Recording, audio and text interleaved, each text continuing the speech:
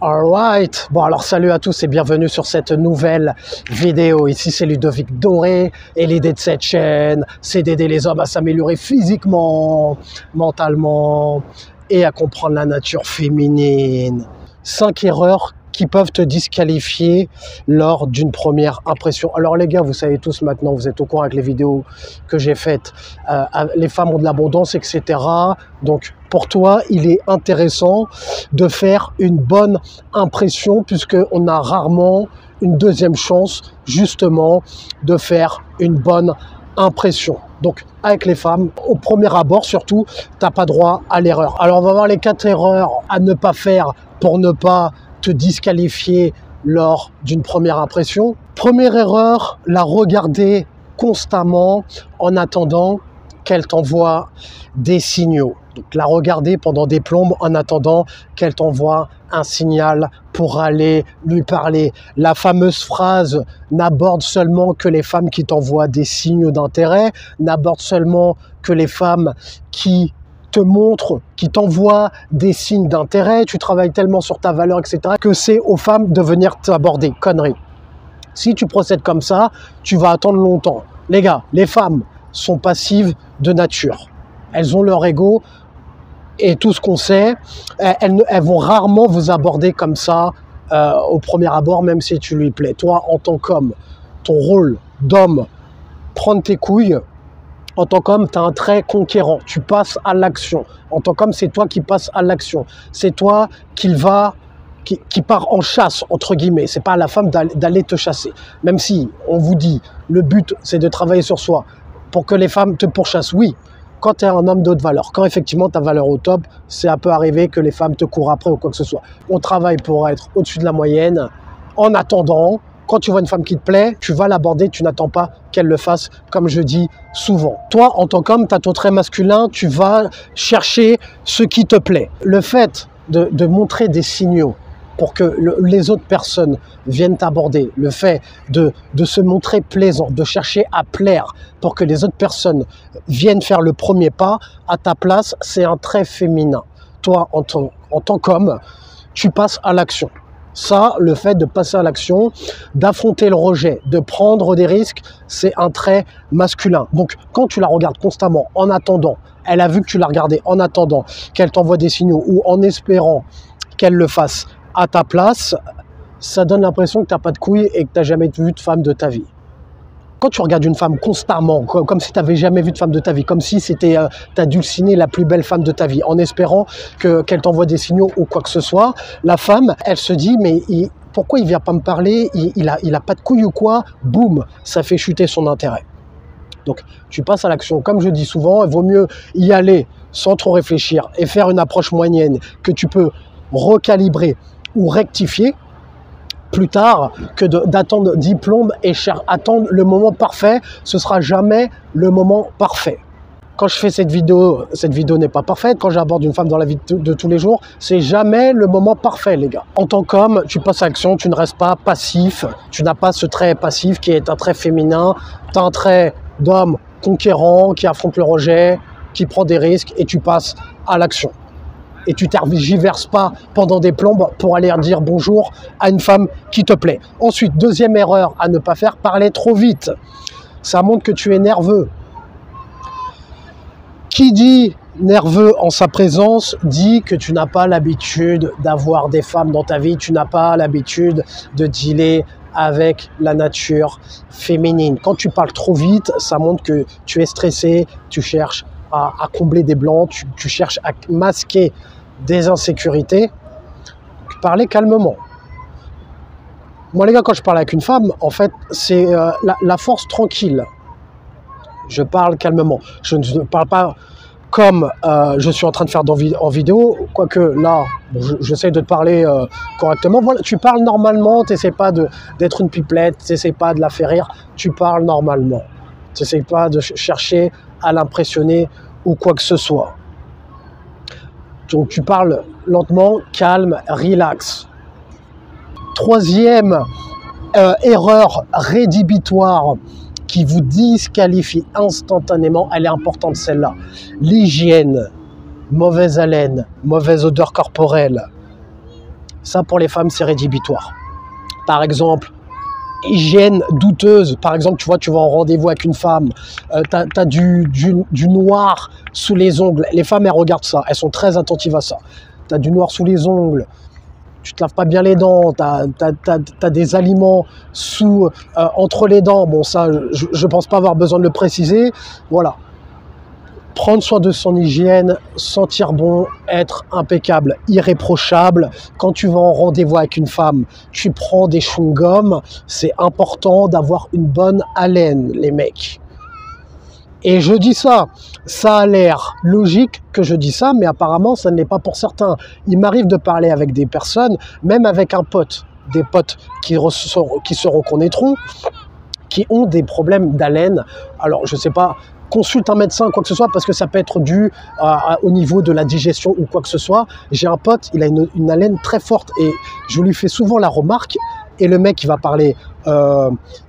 il va parler aux femmes comme ça, même quand on allait en soirée, à chaque fois je lui disais tiens vas-y prends un chewing-gum, parce que je pouvais pas laisser comme ça, on partait, il se reconnaîtra, je ne vais pas te citer de nom, on partait en soirée, le mec il partait en soirée, parce que tu sais quand tu es en soirée, pour parler aux femmes tu es obligé de te rapprocher, puisqu'il y a la musique, il y a l'environnement, le chaos ambiant. Donc du coup, pour parler à une femme, tu es obligé de te rapprocher d'elle pour qu'elle t'entende. Et il y allait comme ça, avec une haleine fétide. Même moi, quand il me parlait, c'était désagréable, c'était pas possible. Donc, la base, tu prends, quand tu vas en date, quand tu vas en interaction, quand tu vas faire des approches, quoi que ce soit, tu prends avec un chewing-gum Airwaves, pour ne pas faire de publicité. Moi, c'est les chewing-gums que je prends, parce qu'ils sont très forts, ceux-là.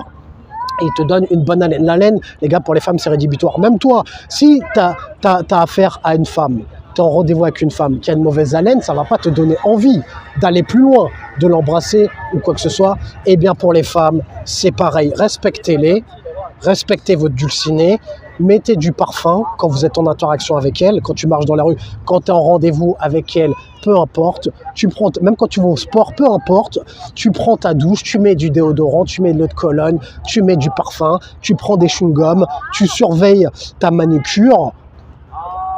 Quand je dis tu surveilles ta manucure, je ne suis pas en train de te dire, parce que là j'ai employé le mot manucure, c'est vrai que ça fait féminin.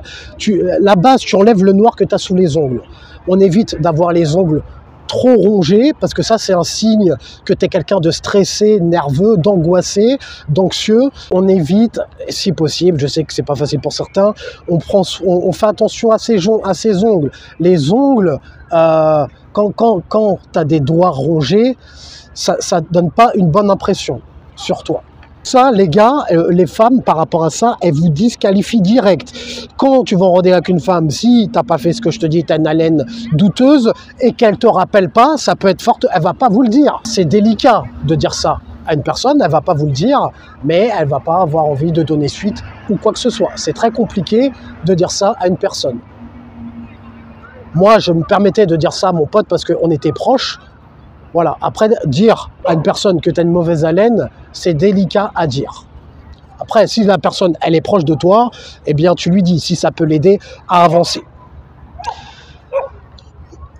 Quatrième erreur à ne pas faire, erreur qui peut gâcher une première impression, chercher à l'impressionner, leur parler avec l'état d'esprit, il faut à tout prix que je lui en mette plein la vue, il faut à tout prix que je lui prenne son numéro ou quoi que ce soit. Moi, quand je vais parler avec une femme, les gars, je pars avec l'état d'esprit, c'est à prendre ou à laisser. Je suis pas là pour prendre ton numéro à tout prix, je suis pas là pour chercher à t'impressionner. Si tu es en interaction avec une femme, que ce soit un rendez-vous Tinder, que ce soit une femme que tu as abordée dans la rue, peu importe, s'il y a des signaux qui ne te conviennent pas, s'il y a des choses qui ne te plaisent pas, tu n'es pas obligé de donner suite. Moi, quand je vais parler à une femme, si j'aborde une femme, si je sens du désintérêt déjà au premier abord, je ne vais pas aller me plier en quatre pour susciter l'intérêt ou quoi que ce soit. Je n'ai pas de temps à perdre, je n'ai pas d'énergie à perdre. Déjà, je perds mon temps à te faire une approche dans ma vie de tous les jours alors que je suis concentré sur mes objectifs. J'ai peut-être autre chose à foutre. Bon, je t'ai vu, tu m'as plu, j'ai pas le choix, je suis obligé d'y aller parce que j'ai bien conscience que tu vas pas le faire à ma place. Je prends un peu de temps sur mon temps pour aller te faire une approche. S'il y a des choses qui ne me conviennent pas, je ne suis pas obligé de donner suite, je ne suis pas obligé d'aller au bout de ma démarche, de prendre son numéro à tout prix, puisque on vous fait miroiter que toi, en tant qu'homme, tu dois te plier en 10 pour susciter l'intérêt pour arriver à tes fins ou quoi que ce soit. Moi, il n'y a pas de me plier en 10. Moi, je ne me plie pas en 10. Je vous dis de se concentrer sur vous. Certes, ce n'est pas aux femmes de vous approcher, de vous aborder. C'est à toi de le faire en tant qu'homme. Cependant, lorsque tu le fais, si tu vois des choses qui ne te conviennent pas, eh bien, tu n'es pas obligé d'aller au bout de ta démarche. Tu peux tracer ta route et passer à autre chose. Prendre son numéro à tout prix, on s'en fout. D'ailleurs, moi maintenant, ce que je fais, c'est que je donne mon numéro. Je ne prends plus de numéro. C'est terminé. Maintenant, je donne mon numéro. Déjà, je fais le plus dur en allant t'aborder. Je fais le plus dur. Je te donne l'opportunité de faire une rencontre dans ta vie de tous les jours, de rencontrer une personne dans la vie réelle. Je fais le plus dur. Je surmonte mes peurs. Je surmonte ma peur du rejet. Je surmonte la peur d'aborder. Je fais une chose que 90% des hommes ne font pas. Donc déjà, c'est une chose exceptionnelle. Et je fais une chose que la femme n'est pas capable de faire. Donc, lorsque je le fais, je te donne déjà l'opportunité de faire une rencontre. J'ai fait une grosse partie du travail. Comme je vous y expliquais au premier point, en tant qu'homme, tu as ton trait masculin, tu passes à l'action, tu vas au contact, tu vas au charbon. Donc, j'ai fait la plus grosse partie du travail. J'ai fait une action, voilà, qui te permet à toi, mademoiselle, de faire une rencontre dans ta vie de tous les jours. Maintenant, c'est comme, déjà, je parle avec l'état d'esprit, c'est à prendre ou à laisser. Maintenant, je donne mon numéro. C'est fini, je prends plus de numéro, moi. Je donne mon numéro. Elle te recontacte quand tu fais comme ça. Et de plus, j'ai remarqué que lorsque tu fais ça, ça donne un air détaché. Pourquoi? Parce que en fait, quand ta bonne femme, tu lui dis, tiens, vas-y, prends mon numéro. Déjà, ça renvoie à l'image que, voilà, mec détaché, qui s'en branle, vas-y, prends mon numéro, maintenant, t'en fais ce que tu veux, c'est à prendre ou à laisser. Je suis pas dans le délire, tiens, je vais à tout prix ton numéro pour faire la soifée, pour te courir après, pour t'envoyer 5 messages par jour parce que t'es une dulcinée ou quoi que ce soit. Non, ça renvoie à l'image. L'homme qui est détaché, tiens, je t'ai fait mon approche, maintenant, les cartes sont entre tes mains. Voilà, moi, je ne suis pas dans le besoin, j'ai pas besoin de toi. Donc maintenant, si tu es intéressé, tu me recontactes et on voit ce qui se passe. Tu me recontactes, tu m'envoies un signal, même si tu m'envoies un pouf coucou savant ou un message de merde, vu que les femmes n'ont pas trop de game par rapport à ça. Ensuite, tu fais le reste du travail. Ensuite, une fois qu'elle t'a recontacté, c'est toi qui proposes de se voir en rendez-vous, tu reprends ton rôle d'homme en fait. Ne soyez pas passif en vous disant « Oui, elle me recontacte, Ludo a dit « Je prends plus de numéro ». Donc du coup, c'est à la femme de tout faire, elle me recontacte, c'est elle qui prend le risque de me proposer un rendez-vous et de se prendre un refus. Non, elle t'a renvoyé un signal. Ensuite, tu reprends le lead, tu reprends ton rôle d'homme. Mais au premier abord, moi maintenant, je donne mon numéro et j'en suis très bien comme ça, je me casse plus la tête, je fais déjà le plus dur. Maintenant, après, si tu es intéressé. Pourquoi je fais ça? Parce que de toute manière, pourquoi je fais ça? Parce que je ne vous dis pas ça par hasard pour faire beau. J'ai fait de la drague de rue pendant 5 ans et même plus, mais j'ai fait de la drague de rue intensive pendant 5 ans. Et bon, j'aborde encore des femmes qui me plaisent dans les tous les jours, donc ça fait plus de 10 ans en fait. Bref, intensif tous les jours pendant 5 ans. Pour avoir pris des numéros, etc., que tu prennes son numéro ou que tu lui donnes, ça revient au même. De toute façon, c'est elle qui va décider de te revoir ou pas. C'est que tu prennes son numéro, que tu envoies un message travaillé, un message bien formulé, que les coachs t'ont conseillé de dire, tu t'es pris la tête pendant 3 heures à écrire ce message. Si elle n'est pas intéressée, elle va pas te répondre. Et ça m'est déjà arrivé, justement, d'envoyer des messages travaillés, voire même trop travaillés, du coup, ce qui peut t'amener à faire des erreurs, à en faire trop, et ça change rien.